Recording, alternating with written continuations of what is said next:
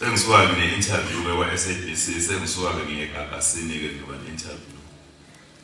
Mangiphume eGagasini, ngiphuma nje lapha e-mall ngibona nathi ikhumbi yamaphoyisa imile.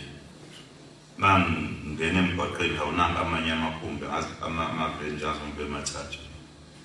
Mangihamba ngena ku-freeway ngihambela njani ngivule nama-blue light. Mangena ku-freeway ngibona imoto zamaphuzu yangilandela yaphayizela. Bavele basikhombe eceleni bakhuthuza abaphane ibhamu wenze yonke into bakhuthuza ikhwama bethi onisana ama-blue light ngabe waonisa bethi hawu nama-blue light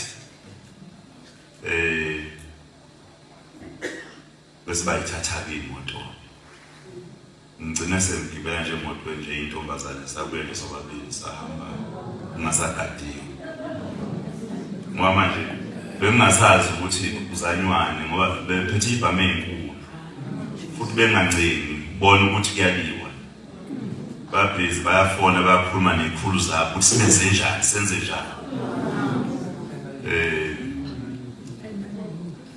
ngitangichaze lokho ke manje okudathi ngingafiki ke besazama imoto zokuthi sikwazi ukuza